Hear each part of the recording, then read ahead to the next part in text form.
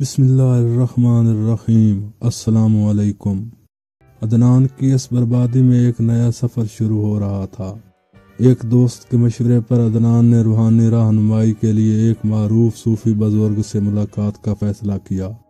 وہ بزرگ ایک خانقاہ میں رہتے تھے جہاں روزانہ سینکڑوں لوگ دل کا سکون پانے آتے تھے۔ عدنان جب پہلی بار ان کے پاس پہنچا تو اس کا دل بوجھل تھا۔ صوفی بزرگ نے اسے پیار سے بٹھایا اور پوچھا، بیٹا کیا چاہتے ہو؟ عدنان نے جواب دیا، میرا دل دنیا کی محبتوں سے بھر چکا ہے، مجھے سکون چاہیے، وہ سکون جو کبھی ختم نہ ہو۔ صوفی بزرگ نے مسکرا کر کہا، جو سکون تم تلاش کر رہے ہو وہ صرف اللہ کی محبت میں ہے۔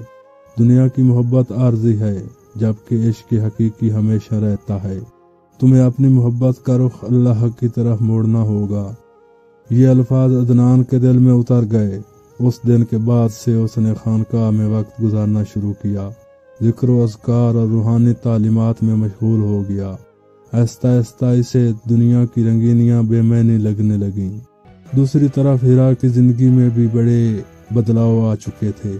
عدنان کو چھوڑ کر اس نے جس شخص کے ساتھ تعلق بنایا تھا وہ بھی اسے دھوکہ دے کر چلا گیا۔ ہیرا کو اپنی غلطیوں کا احساس ہو چکا تھا۔ وہ اب زندگی میں کسی کو کھونے کے خوف میں مبتلا تھی۔ ہیرا نے عدنان کو کھو کر اس کی محبت کی قدر جان لی تھی، لیکن اب بہت دیر ہو چکی تھی۔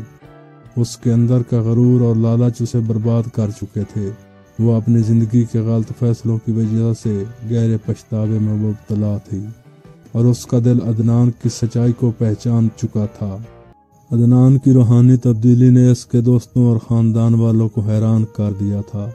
اس کا بہترین دوست حارث جو ہمیشہ اس کے قریب تھا، عدنان کو دیکھ کر حیران رہ گیا کہ یہ وہی لڑکا ہے جو کبھی دنیا کی رنگینیوں میں گم تھا۔ عدنان کی نئی زندگی نے اسے سکون اور وقار دیا تھا۔ عدنان، تم بہت بدل گئے ہو، حارث نے ایک دن اس سے کہا۔ تمہاری یہ تبدیلی حیران کن ہے۔ عدنان مسکرا کر بولا، یہ اللہ کی محبت ہے حارث۔ میں نے دنیاوی محبتوں کے پیچھے بھاگ کر صرف دھوکہ پایا، لیکن اللہ کی محبت میں سکون ہے جو کبھی ختم نہیں ہوتا۔ عدنان کے والدین بھی اب اس تبدیلی پر خوش تھے۔ ان کے بیٹے کا رشتہ اللہ کی محبت سے جڑ چکا تھا اور وہ اب اس کی زندگی میں سکون اور استحکام دیکھ رہے تھے۔ عدنان نے خانقاہ میں روحانی سفر کو مزید گہرا کر لیا تھا۔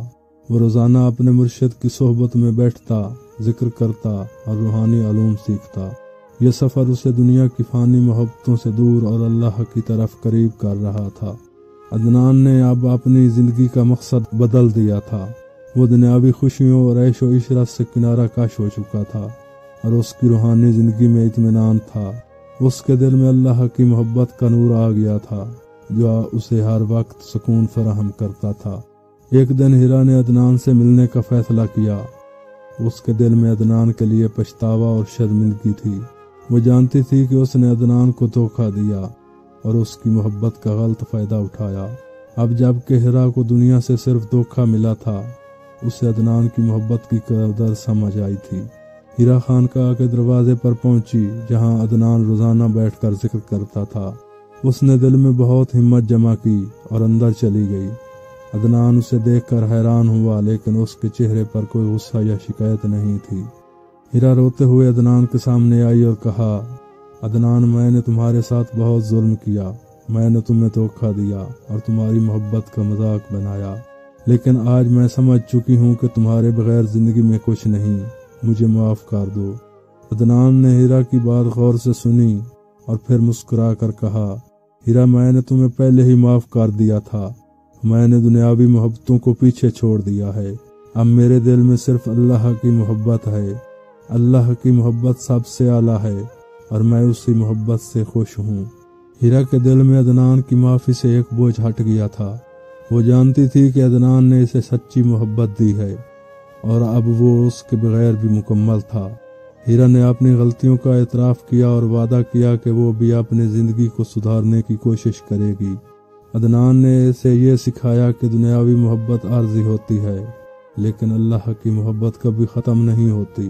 ہیرا اب جان چکی تھی کہ سچی محبت وہ ہے جو انسان کو اللہ کے قریب لے جائے نہ کہ دنیا کی فانی خوشیوں کی طرف۔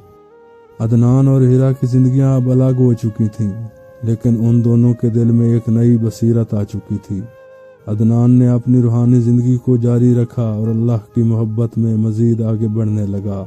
ہیرا نے بھی اپنے اندرونی مسائل سے لڑنا شروع کیا اور اپنی زندگی کو سدھارنے کی کوشش کی۔